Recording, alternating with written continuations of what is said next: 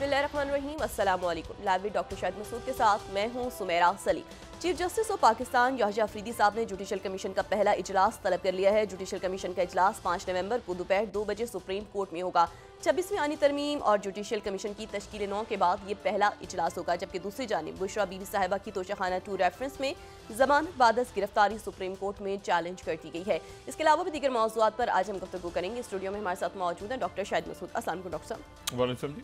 Doctor साहब, क्या supreme court में जजेस की तादाद बढ़ाने के हवाले से जो बातें चल रही हैं, अभी जो तादाद बढ़ाने वक्त की ज़रूरत है?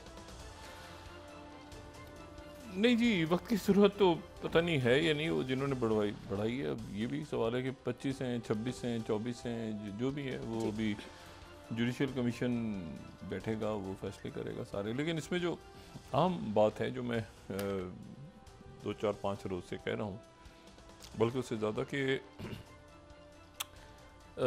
जो सड़कों पे अफरा तफरी और एक इंतशार की कैफियत है मुल्क में, वो जो थी, जो अब नज़र नहीं आ रही। और बयानात हैं, अदालत फैसले कर रही है, ज़मानतें हो रही हैं, मुकदमे बन रहे हैं, जो भी कुछ हो रहा है, लेकिन वो इंतशार जो है वो सड़कों पे नहीं है। ये ऐसा नहीं हो रहा कि मतलब लाठी चार्ज और लोगों की गाड़ियों पे तोड़ी जा रही हैं और पुलिस पकड़ रही है छापे, मतलब वो सिलसिला ज़रा उसमें एक आपको बड़ी नुमायाँ कमी नज़र आएगी। और वो मुनासिब है, ये टेम्परेचर जो है ये ठंडा हो रहा है। अच्छा, अगर आप बगौर बयानात को भी देखें तो वो बयानात की जो शिद्दत है उनमें भी एक कमी है। और अब जाहिर है जो हुकूमत है या इस अरेंजमेंट में जो हुक्मरान हैं वो अपनी बात करेंगे, जो तहरीक इंसाफ है वो अपनी बात करेगी, और तहरीक इंसाफ जो है वो जो बात कर रही है, जाहिर है कि एक इलेक्शन के ऊपर जो मामलात हैं वो उस पर सवाल उठा रही है, फिर मुकदमे बने हैं, तो वो उनके जाहिर है कि तलखी मौजूद है। लेकिन मैं जो बात कर रहा हूँ ये थोड़ा सा टेम्परेचर अगर आप बगौर देखें तो आपको ठंडा होता नज़र आएगा। लेकिन माशी बहरान अपनी जगह है, ख़ारजा पॉलिसी अपनी जगह है, ख़ित्ते के बिगड़ते हुए बदतरीन हालात, और ये ख़ित्ते से मुराद ग्लोबल विलेज में हम रहते हैं ना, तो तमाम दुनिया में जो इस वक्त सूरत हाल है वो बद से बदतर होती जा रही है। हालात हर रोज़ ये तवक्को होती है कि कोई अच्छी खबर कहीं से आएगी, लेकिन वो मज़ीद ख़राबी और मज़ीद पेचीदगियों की तरफ। अच्छा, अब ये जो है ये रह गए हैं जी 2 दिन और चंद घंटे अमरीकी सदारती इलेक्शन, और 2 दिन और चंद घंटे हैं, और उसमें अब ये इतना करीब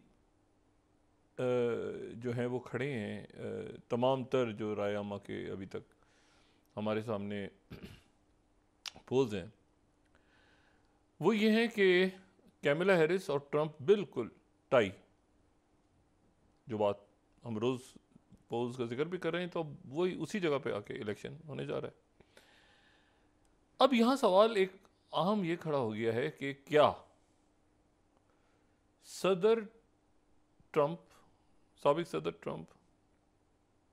उनके लिए इलेक्शन कैसा है? वो उनकी 1946 की पैदाइश है, नवंबर 1946 की पैदाइश है, तो वो कोई 78-79 ईयर्स के, वो 20 जनवरी को जब वाइट हाउस में अगर वो जीतते हैं तो ये उनकी एज होगी, और अगर वो फिर 2029 तक रहते हैं तो 82-83 साल के वो तब होंगे, वो बाइडेन के आसपास, जो बाइडेन की मौजूद हो। अब ट्रम्प जो हैं वो जीत गए तो वो अमरीकी तारीख के ताकतवर तरीन सदर होंगे, अमरीकी तारीख के मकबूल नहीं, ताकतवर तरीन सदर होंगे। और उसकी वजह यह है कि वो उनका एक जो आप कहें ना कि उनका जो एक उनकी जो एक इमेज अमरीकी अवाम के सामने है वो ये है कि ट्रंप जो है ना वो लार्जर देन लाइफ शख्सियत है। मतलब उनके जो वोटर्स और सपोर्टर्स हैं उनको यकीन है कि ट्रम्प जो हैं वो एक तरफ हैं और ये बाकी जो दुनिया है ये एक तरफ है। मतलब ट्रम्प एक लार्जर देन लाइफ शख्सियत है जो जिसकी अमेरिका में जो है वो सदारती जगह पे वो आ रहे हैं। और सदर ट्रम्प जो है उनको कोविड भी कुछ नहीं कर सकता, उन पे मुकदमा चलें तो भी कुछ नहीं हो सकता। लेकिन 34 उसमें सज़ा हुई, वो जो रकूम इन्होंने दी थी अदाकारा को, और ये जो रिकॉर्ड शो नहीं हुआ था, सज़ा याफ्ता कन्विक्टेड हुए। लेकिन जो अमेरिका का आइन है उसके मुताबिक वो सुप्रीम कोर्ट ने फिर उसको जो है वो उनको इम्यूनिटी दी और वो इलेक्शन में आ गए, वरना ये था कि जेल में चले जाएंगे। वो सारा क्राइसिस चलता रहा है ना पिछले, और कई मुकदमात अभी भी हैं उन पे जो चल रहे हैं, जिसमें ये है कि डॉक्यूमेंट्स लीक कैसे हुई, और लीक से मुराद घर कैसे ले गए डॉक्यूमेंट्स, फिर ये कैपिटल हिल पे जो मामला थे वो उन केसेस में उनको कन्विक्ट नहीं किया गया। कन्विक्शन उनकी हुई वो जो इन्होंने खातून के साथ मामला तय करने की कोशिश किए थे उनको, कि वो जो हैं वो खामोश रहें और पैसे वगैरह दिए थे और वो सामने रिकॉर्ड में नहीं थे। अब तो ये अमेरिकी तारीख के ताकतवर तरीन सदर होंगे, और अगर अच्छा इसको लोग कि अगर हार गए तो क्या होगा। असल सवाल ये है कि अगर हार गए तो क्या होगा, क्योंकि यहां पर ट्रम्प जो है वो अपने आप को एक जीता हुआ सदर समझ रहे हैं और कह चुके हैं कि मैं इलेक्शन जीत चुका हूं। और अगर जो है वो इलेक्शन वो हारते हैं तो फिर 2020 की तरह जहनी तौर पे उनके वोटर्स और सपोर्टर्स इस बात पे तैयार हैं कि ये 47-48 ये इतना करीब, या जो हम कई दिनों से कह रहे हैं कि एक 49 पे होता है, एक 48 पे पहुंच जाता है, ये इतना करीब है कि अगर ट्रम्प हार जाते हैं तो वो नताइज को शायद ना माने। ट्रम्प जीत गए तो क्या होगा, इससे ज्यादा खतरनाक बात यह है कि ट्रम्प हार गए तो क्या होगा। अभी दोनों यहां से दो ऑप्शन सामने हैं। अच्छा, ट्रम्प जो हैं उन लोगों में से एक हैं जिनका मतलब ये आप ऐसे समझ लें कि ये, अब मैं क्या जिक्र करूं, लेकिन कई दुनिया के ममालिक के हुक्मरान ऐसे हैं जो हुक्मरान ना हो तो जेलों में हो, तो उनके लिए बड़ा ज़रूरी है कि वो हुक्मरान रहें, वरना वो जेलों में जाएंगे। ट्रम्प के लिए भी ये इलेक्शन जीतना बहुत ज़रूरी है, उनकी अपनी ज़ाती ज़िंदगी में भी, जहाँ पर इतनी पॉपुलैरिटी उनको मिली हुई है कि कैमला बाइडेन तो गायब ही हो गया और कैमला हैरिस आई और वो भी बिल्कुल करीब करीब करीब करीब उनके, कभी आगे पीछे आगे पीछे आगे पीछे, और ट्रम्प जो मर्जी कह दे, उसने कहा फायरिंग स्क्वाड के सामने खड़ा कर दो, ये कर दो, वो लोग उनके सपोर्टर्स के ऊपर, वोटर्स के ऊपर कोई असर नहीं पड़ता। मुकदमे बन जाए कोई फर्क नहीं पड़ता। मतलब ये पूरी दुनिया एक ट्रम्प लैंड है इस वक्त ठीक है, जहां पे जो जिसके साथ है वो उसके साथ है, जो मर्जी आप वो नहीं। अब इसमें अगर ट्रम्प इलेक्शन हार गए, वहां पे नेशनल गार्ड्स अलर्ट हो रहे हैं अमेरिका में, और कई रियासतों में इस बात के इम्कान आते हैं कि वहां पे अगर ट्रम्प के हारने का ऐलान हो गया तो वहां पे झगड़े शुरू हो जाएंगे और ट्रम्प जो है वो इलेक्शंस के नताइज को तस्लीम करने से इनकार कर देंगे। और उस सूरत में जो है वो ये मामला जो है वो, क्योंकि अगर वो इलेक्शन हारते हैं तो वो जेल में चले जाएंगे। एक तो उनकी मकबूलियत अरूज पे है, फिर यह है कि 2029 तक वो बाहर रहेंगे तो वो एज वही उनकी हो जाएगी जो बाइडेन की है। ये उनके लिए आइडियल, और इतना करीब मार्जिन, तो वो एक तो ये है कि उनकी दौलत जो कि तकरीबन 1 जो ब्लूमबर्ग और फोर्ब्स के दरमियान में थोड़ा सा एक है कि एक 6.6 उनकी बताता है, एक 7 पॉइंट कुछ बिलियन उनकी जो ज़ाती वेल्थ है, प्रॉपर उनकी जो दौलत है। अपने जहाज़ हैं, अपने उनके जो है वो पोलो के लिए अपनी जगह है, ट्रम्प टावर अपनी जगह है, इन्वेस्टमेंट सारा, वो बहुत एक दौलतमंद शख्सियत है।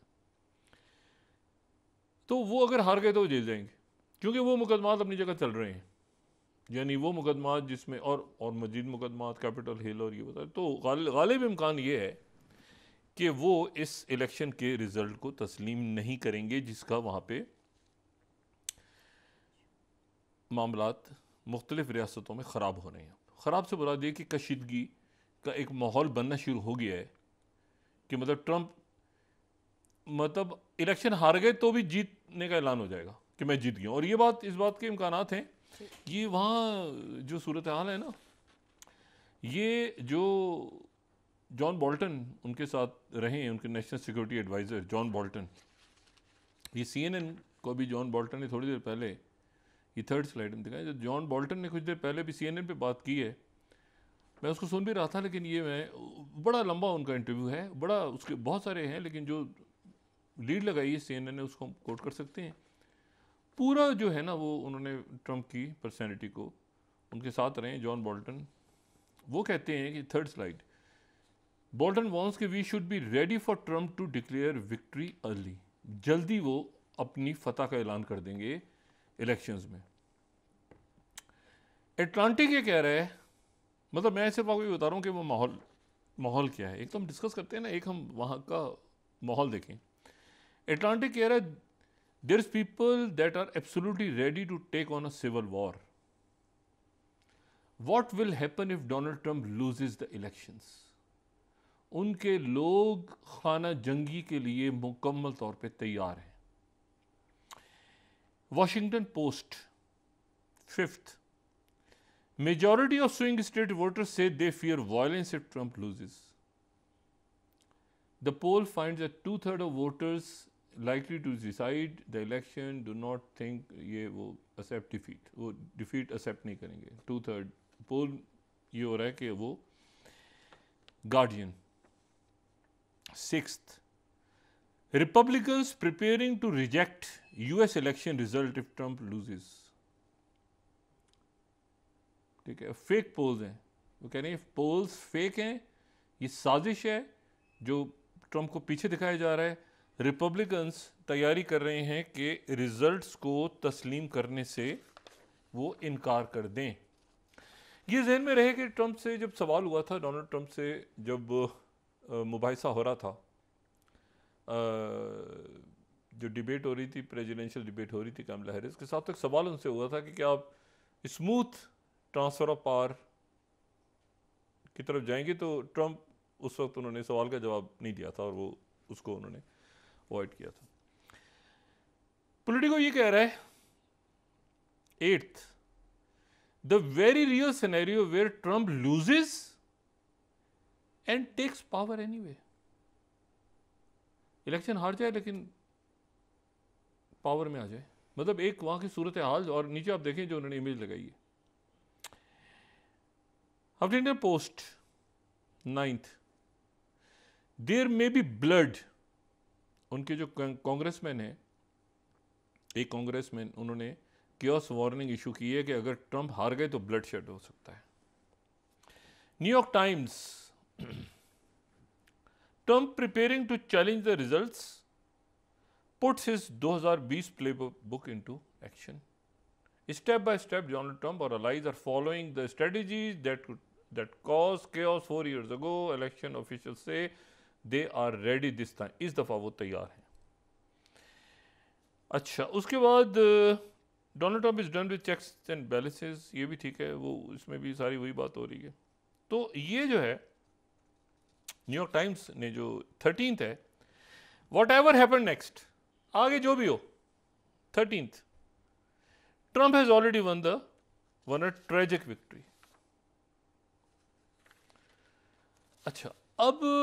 ये जो सूरत हाल है, ये एक दुनिया की बड़ी मतलब एक मतलब चाइना तो अभी उभर रहा है ना, जी। सबसे बड़ी जो सुपर पावर इस वक्त है दुनिया में वो अमेरिका है, मईशत, military wise, economy, foreign relations सारे। अब यहाँ इशू ये है कि मैंने आपसे कहा ना कि डोनाल्ड ट्रंप जो है वो इसमें अगर वो इलेक्शन हार गए तो वो इलेक्शन एक्सेप्ट नहीं करें, यानी दोनों सूरतों में देखें उनके जो अच्छा 2-3 सिनेरियोज हैं। एक सिनेरियो तो ये है कि डोनाल्ड ट्रंप खुद ही कहते हैं कि इसको मैं रद्द करता हूँ। अगर कैमला हैरिस का अनाउंसमेंट हो गई तो उन्होंने उससे जहाँ वोटिंग आनी शुरू हुई तो ट्रंप आ गए और उन्होंने कहा कि मैं अवाम का शुक्रिया अदा करता हूँ कि जिन्होंने मुझे जिता दिया इलेक्शन, और बाकी मैं तो तस्लीम नहीं करता, ये तो 2020 में भी फ्रॉड हुआ था और मुझे हराया गया था और ये सारा, क्योंकि बिल्कुल मार्जिन साथ साथ है, या तो बहुत फ़र्क होना तो आप बिल्कुल साथ साथ चल रहा है, तो इसलिए वही बात एक मरले भी तो बराबर हो गए थे तकरीबन। तो वो एक दूसरा, इस बात की एक, अगर आप बहुत से मुल्कों का मीडिया में आप ये देखें ना इस वक्त, उनके मीडिया से ही उनके जो ओपिनियन मेकर्स हैं या पॉलिसी मेकर्स वो आ रहे हैं मुख्तलिफ जगहों पे, तो मैं नाम नहीं लूँगा, लेकिन इस बात की इम्कानात है कि कुछ मुल्कों के हुक्मरान ट्रंप को मुबारकबाद दे दें पहले ही, कि हम डोनाल्ड ट्रंप उधर ऐलान करें कि मैं जीत गया हूँ, और चंद मुल्क दुनिया के जिनमें बड़ी कुव्वतें भी हो सकती हैं वो ट्रंप साहब को फ़ोन करके मुबारकबाद देते हैं, हम आपको मुबारकबाद देते हैं, आप तो जीत गए। ये अभी यानी 5-6 नवंबर को भी ऐलान कर दें। इलेक्टोरल कॉलेज में मैं शुक्रिया अदा करता हूँ अवाम का,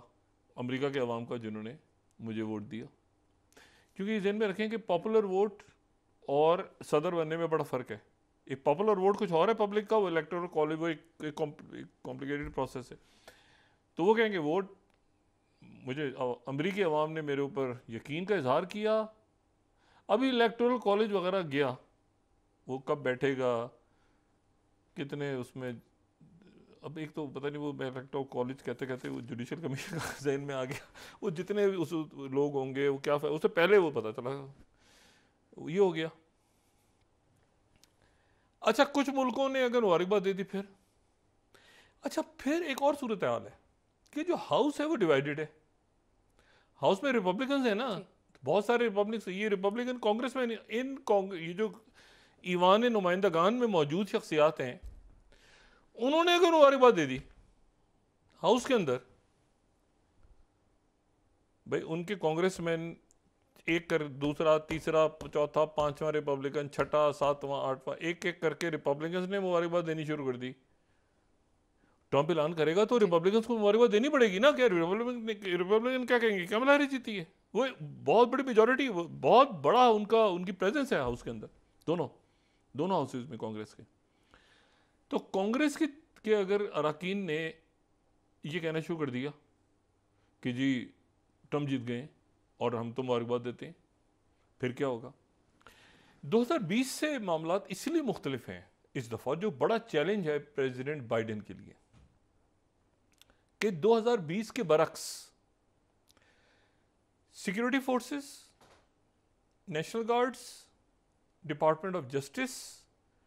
ये तमाम अदारे जो हैं ये बाइडेन के अंडर हैं। वो इसलिए हुआ था, वाकया जो पेश आया था कैपिटल हिल वाला, कि उस वक्त ट्रंप ने ये कहा था, मतलब ट्रंप इंचार्ज थे, मतलब ट्रंप जो थे उन्होंने बतौर सदर जो है ये कि ये करें लोग, तुम ये करो, उन्होंने ऑर्डर दिया, माइक पेंस जिसमें अलग हो गए थे इख्तलाफ, तो अथॉरिटी ट्रंप के पास थी, तो वो ट्रांसफर ऑफ पावर जो है उसमें फटा पड़ गया था, तोड़फोड़ शुरू हो गई थी, हंगामे शुरू हो गए थे, और उनकी जो फौज के लोग थे अंदर, उन्होंने बहुत बड़ी तादाद में ये कहा था कि नहीं हम कॉन्स्टिट्यूशन पे अमल करेंगे, ठीक है ना। कॉन्स्टिट्यूशन हमें ये कहता है कि ये गैर कानूनी काम है जो ट्रंप कह रहे हैं, यानी बगावत पे जो उकसा रहे हैं हम उसको नहीं मानते, और वो मुकदमात आज तक चल रहे हैं। लेकिन बहरहाल ट्रंप पावर, मतलब ट्रंप जो थे वो तो थे ना एक जगह पे मौजूद थे, ये 6 जनवरी और जो वाक़यात हो रहे थे। अब बाइडेन होंगे इंचार्ज, और प्रेसिडेंट बाइडेन अमेरिकन कॉन्स्टिट्यूशन सारे डिपार्टमेंट्स इस बात के पाबंद हैं कि जो प्रेसिडेंट बाइडेन कहें उस पर अमल दरामद हो सख्ती के साथ, चाहे वो नेशनल गार्ड्स हो, चाहे वो डिपार्टमेंट ऑफ जस्टिस हो, चाहे वो पुलिस हो, चाहे मतलब उन्होंने इस फैसले को वो इसराइल और गजा का मुसव्वदा ना समझें और इस पे कम से कम अमल दरामद करवा दें कि जो ऐलान जीतने का हुआ है, अगर ट्रंप जीत गए हैं तो ट्रंप, और लेकिन उससे बड़ा इशू ये है कि ट्रंप जीते हुए हैं, पहले ही ट्रंप एज अ प्रेसिडेंट समझ रहे हैं ना, तो अगर वो हार गए तो ये सवाल है कि अच्छा अगर वो हार भी गए ना, तो एक तो ये है कि वो अच्छा फर्ज करें उन्होंने मान लिया, उनको ही पता है कि ये पैसे उनका जाएगा, बहुत बड़ी तादाद में केसेस किए हुए लोगों ने, मीडिया ने, शख्सियात, बहुत सारे अखबार, इनफरादी तौर पे किसी ने किसी को धमकी लगाई हुई है, उन्होंने कुछ कुछ किया हुआ है, तो वो केसेस चलने शुरू हो जाएंगे। साथ ही यह है कि उनका जो उनको जेल जाने का ख़तरा है, वो अरेस्ट हो जाएंगे, उनके अरेस्ट, कई मामलात में उनके अरेस्ट होने का भी ख़तरा है, क्योंकि वो केसेस अभी चल रहे हैं सारे, वो कैपिटल हिल का वायलेंस और बाकी सारे। तो अमेरिका जो है वो इलेक्शन से पहले इस वक्त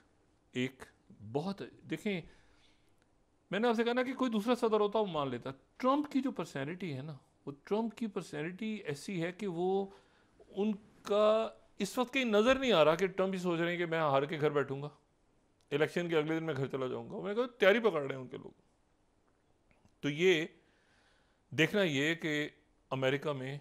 किस तरह प्रेसिडेंट बाइडेन वो बिल्कुल रूल ऑफ लॉ दोनों कंडीशंस में, कैमला हैरिस जीतें तो भी, ट्रंप जीतें तो भी, स्मूथ ट्रांसफर ऑफ पावर को जो इंस्टीट्यूशंस हैं अमेरिका के वो उसको यकीनी बनाएं, स्मूथ ट्रांसफर ऑफ पावर। सड़कों पे मुजाहरे वजाहरे अगर ये होते भी हैं तो उसको अव्वल तो होने नहीं चाहिए, लेकिन वो तशद्दुद की तरफ और से वो मतलब खाना जंगी की तरफ मामला ना चले जाएं। तो ये अमेरिका का ये माहौल है। अच्छा, इसमें जो है अब इस पूरी कहा ये तो अमेरिका में हो रहा है जी। बदतरीन एक और, अब इसको बदतरीन कहते कहते भी ये हम रोज़ एक बदतरीन कहते हैं, लेकिन बिल्कुल गज़ा पे आज जो हमले हुए हैं पिछले 24 घंटों में 100 से ज़्यादा, फिर 80, कोई 90, कोई 100 से ऊपर वो शहादतें हुई हैं, और बहुत ज़्यादा मतलब ऐसा लगता है कि जैसे वो बिल्कुल गज़ा को, लेकिन उसके साथ ही ये बात भी हो रही है कि जी अगले चंद दिनों में ये मेरे ख्याल से अमेरिकन इलेक्शन के फ़ौरन बाद ये सूरत हाल, ट्रंप और ये अभी इंतज़ार हो रहा है यूएस इलेक्शंस का, उसके बाद ही कुछ ना कुछ तो होगा। अगर कैमला हैरिस जीत गई तो वो तो कैमला हैरिस, तो फिर उसके बाद वो तो यकीनी बनाएंगी कि नेतन्याहू जाए जंगबंदी की तरफ, ये जारियत बंद, और ये, लेकिन सवाल वो ये कि वो इंटरनल क्योस जो है वो बढ़ रहा है अमेरिका में। तो एक तो गज़ा पे, दूसरा जो है वो लेबनान में बहुत शदीद लड़ाई हुई है और हो रही है, लेकिन उसने जो है वो उस पूरी जो लेबनान के साथ जो मामलात हैं, उन मामलात ने जो है वो आज एक नई शक्ल जो है वो इख्तियार की है। और नई शक्ल एक तो ये इख्तियार की है कि B-52 बॉम्बर जो हैं, अच्छा मैंने आपसे कहा ना कि सज़ा में उन सज़ा होने के बावजूद वो इलेक्शन इसलिए लड़ रहे हैं कि जो शराइत हैं वो ये हैं कि 35 साल का होना चाहिए, अमेरिका में ही पैदा हुआ हो शख्स, और 35 साल से ज़्यादा उम्र हो, और 14 साल से अमेरिका में मुकीम हो। तो इन शराइत पे पूरा उतरते हैं, तो सदर का इलेक्शन लड़ रहे हैं। तो सज़ा याफ्ता शख्सियात इससे पहले भी, मतलब अमेरिका उन ममालिक में से है दुनिया की जहाँ पर सज़ा याफ्ता लोग इलेक्शन लड़के बड़े ओहदों पे पहुँच जाते हैं। और भी मुल्क हैं, नाम लेना मुनासिब नहीं है। अच्छा, तो बाकी यह है कि अच्छा 2 दफ़ा इम्पीचमेंट भी हुई है, इम्पीचमेंट का भी सामना करना पड़ा है उन्हें 2 दफ़ा। अच्छा, इसमें जो एक तो ये कि B-52 बॉम्बर जो हैं वो B-52 बॉम्बर्स दोबारा मशरिक़ वस्ता का रुख कर रहे हैं। बड़े उनके जो बहरी बेड़े हैं अमेरिका के वो, और यहाँ पे जो आयतुल्लाह ख़ामेनी हैं उन्होंने बहुत सख्त दोबारा बात की है कि इसराइल को सख्त जो है वो सज़ा का और हमलों का आने वाले दिनों में सामना करना पड़ेगा। उनकी तरफ से बहुत सख्त बात हुई है। और यहाँ पर जो है वो डिस्ट्रॉयर्स भी आ रहे हैं नेवी के, और मुख्तलिफ जो टैंकर एयरक्राफ्ट कैरियर्स और ये सारे आ रहे हैं। लेकिन यहाँ पर जो है वो एक सूरत हाल मशरिक़ वस्ता की जो जंग है, वो एक साहब हैं इमाद हमाज, ठीक है। इमाद हमाज जो है ये लेबनान की जो नेवल फोर्सेस हैं उनमें ये एक मैरीटाइम जो उनकी एक जो बड़ा इंस्टीट्यूट है, मैरीटाइम की यूनिवर्सिटी है, उसमें वो तालीम भी हासिल कर रहे हैं। और कैप्टन और सीनियर उनके ये बेतरौं के इलाके में,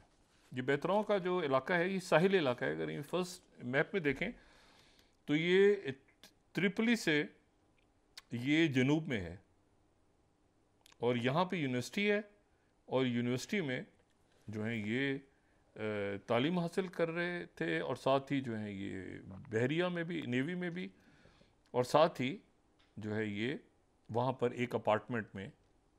ये रिहाइश पजीर थे। अभी बेहतरों का इलाका वहाँ पे जनाब इसराइली कमांडोज ने नेवी समंदर के रास्ते कल रात को, अब ये एक नया जंग की एक नई शक्ल है, इसराइली कमांडोज कश्ती की सूरत, मतलब बोट जो भी उनकी होगी, कच्ची से मुरादी चप्पों वाली कश्ती नहीं, ज़ाहिर जो भी उनकी नेवल बोट, उसमें वो गए हैं और वो बेतरों पे उतरे हैं कमांडोज। और बेतरों के शहर में दाखिल होने के बाद जो सीसीटीवी फुटेज है उसमें उस शहर में दाखिल होके फिर वो उस अपार्टमेंट में गए हैं, और उस अपार्टमेंट में लोगों ने पूछा है कि क्या हो रहा है, तो उन्होंने कहा है कि हम लोकल लेबनान के पुलिस एहलकार ही हैं और ये आदमी में चाहिए मनशियात, और ये वहाँ से उस शहर से उठा के ले गए, अगवा करके समंदरी रास्ते से वापस इसराइल लेकर आ गए। और उनका कहना ये है कि ये हमास से ताल्लुक, हमास के जो नेवल विंग है, ये नेवल विंग के, हमास के नेवल विंग के लीडर थे। इनको किडनैप किया है बेहतरों से इजरायली कमांडोज ने। हमला भी नहीं, कोई बॉम्बिंग भी नहीं, ये एक नया सिलसिला शुरू हुआ है कि समंदर के रास्ते वो वहाँ गए हैं, उतरे हैं और वहाँ से उठा के लेकर आ गए हैं। और अब इन्होंने यहाँ पे अब डिक्लेयर किया है, पहले इन्होंने कहा था कि IA के नाम से कोई शाह साहब हैं, IA, तो जाहिर है कि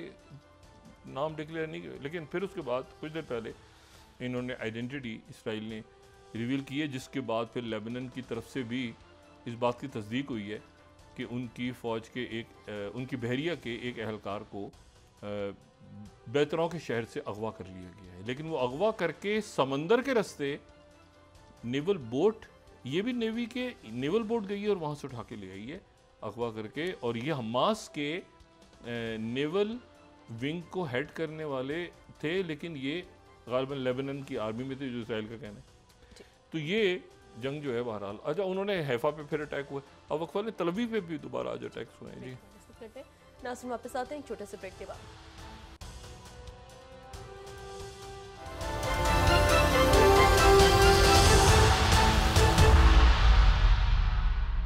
वेलकम बैक नाज़रीन। डॉक्टर साहब, अल-यमीन गंडापुर साहब की जानिब से कहा गया है कि 9 नवंबर को सवाबी मिंटर जेल पर जलसा करेंगे। एक बार फिर उनकी जानिब से कहा गया कि कॉल भी देंगे, जलसा करेंगे, ठीक है, हक है। जलसे में अगर ये कोई नुकसान नहीं होता, जलसा हक है। और जाहिर है कि वो जो इलेक्शंस के नताइज हैं उन पे आने वाले दिनों में क्या अदालतें फ़ैसला करती हैं, या अफरीदी साहब जो हैं वो और बाकी जज साहिबान, फुल कोर्ट का इजलास भी हो रहा है, जुडिशल कमीशन का भी हो रहा है, तो ये और दरमियान में ये जो पूरे खत्ते की सूरत हाल है, तो पाकिस्तान भी एक ज़ाहिर है कि टर्मोइल, लेकिन उसमें जो है वो इम्पोर्टेंट बात यह है कि उससे इकॉनमी और सिक्योरिटी और सोशल अनरेस्ट। ये तो अच्छा है ना कि सड़कें खुली हैं और सड़कों पे कुछ नहीं हो रहा, लेकिन एक बेचैनी लोगों में है, बहुत शदीद बेचैनी है। आगे एक अनसर्टिनिटी है, गैर यकीनी कैफियत है मुल्क में। इसमें जो दूसरी बात है वो ये है कि एक तो ये है कि चूँकि ईरान से रहबर अयतुल्लाह ख़ामेनी ने कहा इसराइल के बारे में, बड़ा सख्त उनका स्टेटमेंट आया, तो उसके नतीजे में ये हुआ कि अमेरिका और उनके पास इसराइली इंटेलिजेंस है, तो B-52 बॉम्बर्स जो हैं वो दोबारा यहाँ पे पहुँच रहे हैं, एयरक्राफ्ट्स बड़े पहुँच रहे हैं उनके सारे ये मिडल ईस्ट में दोबारा। लेकिन इसमें इस पूरे किस्से में चूँकि नॉर्थ कोरिया रशिया के साथ स्ट्रेटेजिक पैक्ट और फिर रशिया का ईरान के साथ स्ट्रेटेजिक पैक्ट होने जा रहा है। अमेरिका जो है उन्होंने कल एक प्रेस कॉन्फ्रेंस की पूरी जो 2+2 थी दोनों के मुल्कों के, साउथ कोरिया के और जो फॉरेन मिनिस्टर और उनके डिफेंस मिनिस्टर और साउथ अमेरिका के सेक्रेटरी डिफेंस और सेक्रेटरी फॉरेन सेक्रेटरी स्टेट, तो वो उन सब ने लेकिन अब इसमें यूरोप EU भी कहीं दरमियान में एक्टिव हुआ है। जोसेफ बोरेल जो हैं, जो कि उनके खारजा अमूर के सरबराह हैं, वो दौरा कर रहे हैं इस वक्त जापान और साउथ कोरिया का। यूरोप, नॉर्थ कोरिया यूक्रेन में लड़ने आ गए यूरोप से, और यूरोप के जो फॉरेन अफेयर्स के हेड हैं वो जापान और साउथ कोरिया पहुंचे हुए हैं। और पहली दफ़ा EU और ये मैं 23rd स्लाइड दिखा रहा हूँ, पहली दफ़ा जापान और EU के दरमियान फॉरेन मिनिस्ट्रियल स्ट्रेटेजिक डायलॉग हुआ है। ये मिनिस्ट्री ऑफ फॉरेन अफेयर्स की मैं प्रेस स्टेटमेंट अगर देखूँ जो जापानीज़ की है, तो ये पहला स्ट्रेटेजिक डायलॉग हुआ है जापान और EU का। अब जापान पुराना EU, लेकिन पहली दफ़ा वो स्ट्रेटेजिक डायलॉग हुआ है। और अच्छा, जापान निकल रहा है उससे ना, कि वो जो पाबंदियां लगी थी दूसरी जंग के बाद, वो जो जापान इटली के साथ और ब्रिटेन के साथ उनके जेट्स वगैरह बना रहा है, तो जापान ग्रेजुअली निकल रहा है, लेकिन अभी भी वो मुआहदा अपनी जगह मौजूद है जो सेकेंड वर्ल्ड वॉर में सरेंडर के वक्त हुआ था, और जिसमें उनके बादशाह ने सरेंडर किया था जाके एयरक्राफ्ट कैरियर पे। और मैं अगर ये देखूं यहाँ पे डेलीगेशन ऑफ EU ये 22nd, तो जोसेफ बोरेल जो हैं वो जापान और साउथ कोरिया के विज़िट पे वो हैं, और ये 22nd से, तो दोनों तरफ से ये स्टेटमेंट जो हैं, यकीनन ये जापान में अगर इन्होंने स्ट्रेटेजिक, अब देखें ना स्ट्रेटेजिक मामलात हैं, तो स्ट्रेटेजिक मामलात अगर स्ट्रेटजी, तो फिर यही है ना कि जंग अगर होती है, लेकिन सवाल ये है कि ये बहुत कॉम्प्लेक्स, ये बिल्कुल जो मैं कहता हूँ ना कि ये इसमें ये खुदा ना खास्ता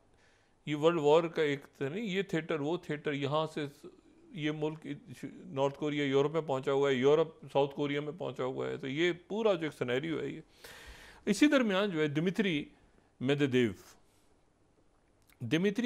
जो हैं, ये उनकी जो सिक्योरिटी काउंसिल है रशिया की, उसके ये जो हैं ये वाइस चेयरमैन है और बड़े दबंग आदमी हैं, और प्यूटिन के बड़े पुराने दोस्त हैं। मतलब प्यूटिन के इतने पुराने दोस्त हैं कि 2008 में ये सदर थे। 2008 का जो इलेक्शन हुआ, ये जब जॉर्जिया वाला फटा पड़ा ना, तो ये उस वक्त रशिया के सदर दिमित्री मेदवेदेव थे, और इनके वजीर आजम प्यूटिन थे। फिर 2012 में प्यूटिन सदर बन गए और ये उनके वजीर आजम बन गए, और फिर ये 2020 तक वजीर आजम रहे, प्यूटिन सदर और ये वजीर। अब ये उनकी सिक्योरिटी काउंसिल बड़े करीब हैं, यानी आप ज़रा अंदाज़ा करें ना, और बड़े यानी कुछ ही लोग ऐसे हैं जो इतने तवील अरसे प्रेसिडेंट प्यूटिन के जो इनर सर्कल है उस पर कॉन्स्टेंट एक पोजीशन उनकी रही है। ये 2008 की भी जब जॉर्जिया वाला मामला हुआ, तो उसको कभी डिस्कस करेंगे। प्रेसिडेंट प्यूटिन किसी और जगह पे थे, अभी दोनों ने राब्ता किया, फिर वो मतलब किस तरह से वो मामला सारा छिड़ा। लेकिन मैं सिर्फ ये कह रहा हूँ कि इनकी जो बात है वो उस बात को बड़ा संजीदा लेना चाहिए। अब जो मेदवेदेव हैं उन्होंने जो एक इंटरव्यू दिया है, उन्होंने आरटी को इंटरव्यू दिया है, रशियन टीवी को, वो जो है वो ये कहते हैं, उनके उस पूरे इंटरव्यू को अगर आप सुने तो उसमें बड़ी उन्होंने इम्पोर्टेंट और बड़ी सख्त बात की है, लेकिन उनके उसी इंटरव्यू को अगर अल अरबिया ने जो जुमला उनके इंटरव्यू से निकाला है 30th स्लाइड में, उसी तरह से कोट कर देता हूँ कि Russia's Medvedev warns the US avoid world war 3, तीसरी आलमी जंग से बचो, वार्न कर रहे हैं, ठीक है। Newsweek, Putin's ally issues world war 3 warning to NATO, कि हमारा जो पूरा ये जो प्लान है और सारी बात, और फिर तास कह रहे हैं रशिया के अपने 29th कि Russia's Medvedev cautions next US leader against adding fuel to the fire, और वो कह रहे हैं कि deep state in United States, deep state in US wants another global war. अच्छा, ये जो है ना, अब ये सिचुएशन ज़रा कॉम्प्लेक्स हो गई है, क्योंकि उसकी वजह यह है कि जो अटैक हुआ है ना आज इलात पे, एक तो अटैक हुआ है हाइफा पे, एक जो इलात पे अटैक हुआ है वो जो जनूबी बंदरगाह है वो इराक से हुआ है, ठीक है। और यहाँ पर मैं वो इराक से हुआ है, और ये जो है ये इम्पॉर्टेंट बात इसलिए है कि ये इराक, इसमें ज़ाहिर है ये जो इसराइली इंटेलिजेंस थी वही कह रही थी कि इराक से ईरान करेगा, तो फिर मतलब ये कॉम्प्लेक्स है सिनेरियो। हुतीज़ जो हैं वो अमेरिकन्स क्या अब हिट करेंगे दोबारा हुतीज़ को, क्या इसमें ईरान हिट करेगा, क्या ये नॉर्थ कोरिया का कोई भी ट्रूप्स अगर इधर आ गए जो कि लेजिटिमेट टारगेट्स होंगे तो वो अगर मारे जाते हैं तो नॉर्थ कोरिया किस तरह रिएक्ट करेगा। एक टर्मोइल है और क्यास है, और खौफनाक किस्म का क्यास है, जो मेरे ख्याल से कभी कुछ ये कई दहाइयों के बाद इतना ग्लोबल लेवल पे आपको क्यास नज़र आ रहा है कि किस वक्त कहाँ पे क्या होगा कोई इसके बारे में प्रेडिक्ट नहीं कर सकता। और ये न्यूक्लियर वेपन्स और ये जो बार बार जिक्र हो, अच्छा उन्होंने अपने इसराइल में बहुत सारे लोग पकड़ लिए हैं, वो न्यूज़ लीक कर रहे थे मुख्तलिफ, वो अखबारों में छप रही थी, वो IS अनवर की बातचीत, वो अरेस्ट हुए हो गए वहाँ पे। तो इशू ये है कि अब इस पूरी पिक्चर में ये अगले चंद रोज़ जो हैं ये, अच्छा मैंने जो बात पहले की थी ना IA, तो वो मैंने लेबनान का मीडिया कोट किया था, 4 लेबनीज सिक्योरिटी, ये 15 स्लाइड हम अगर दिखा सकें, 4 Lebanese security sources confirm to LBCI के abduction of individual identifies at IA in Bethnal abducted like to visit ID forces। अच्छा, मतलब IA के नाम से वो पहले लेबनान के लोग इसको बता रहे थे, लेकिन उसके बाद फिर शनाख्त हो गई इमाज के नाम से जो है ये शनाख्त हो गई। तो ये एक सिचुएशन ऐसी है जो जिसमें वो 10 दिन का टाइम दिया हुआ है अमेरिकन ने, इस जो, अच्छा बात ख़त्म नहीं हुई। मोसाद के चीफ ने आज ये बात की है कि हमारे मुज़ाकरात हिज़्बुल्लाह से और हमास से जारी हैं, और अगले कुछ ये सब इंतज़ार कर रहे हैं कि इलेक्शन के रिज़ल्ट्स क्या होते हैं, और इलेक्शंस के रिज़ल्ट्स को जो भी हारने वाला कैंडिडेट है,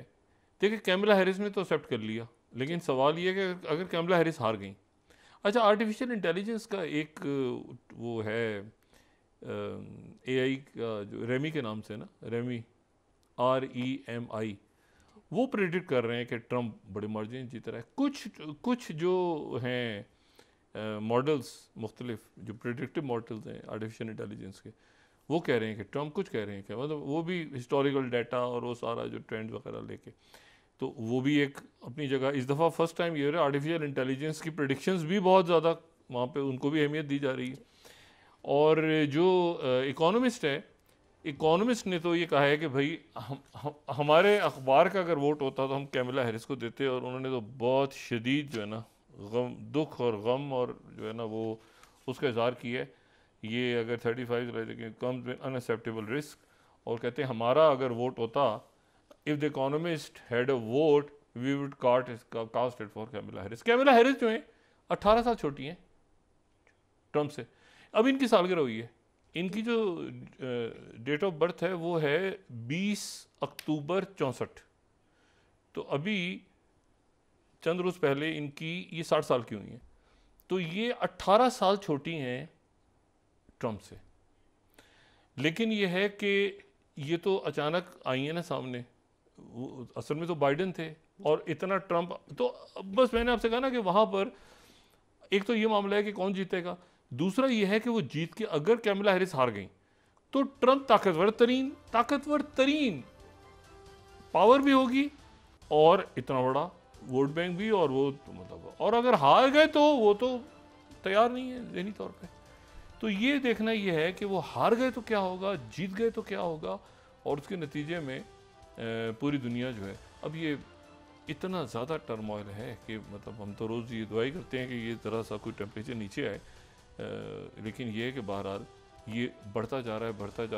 है। रशिया के जो मेदवेदेव ने बात की, उन्होंने कहा हमारी न्यूक्लियर का मामला जो है हिट होगा। हम ये कह चुके हैं बिल्कुल कि अगर यूक्रेन में इजाज़त दी गई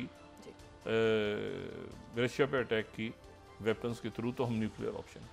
तो ये जो है ना, ये अब एक बड़ी अनसर्टिनिटी है, और पाकिस्तान में ज़रूरी है कि इस वक्त मैन मेड क्राइसिस जितनी जल्दी ख़त्म हो सकता है हम उसे ख़त्म करें। जी बहुत शुक्रिया डॉक्टर साहब। नाज़रीन, इसके साथ ही आज का प्रोग्राम अपने इख्तिताम को पहुंचा। मुझे सुमेरा सलीम को इजाज़त दीजिए। अल्लाह निगहबान। जी डॉक्टर साहब। अपना दोस्तों, रिश्तेदारों को, के लोगों का सब ख्याल रखिएगा। अल्लाह हाफ़िज़।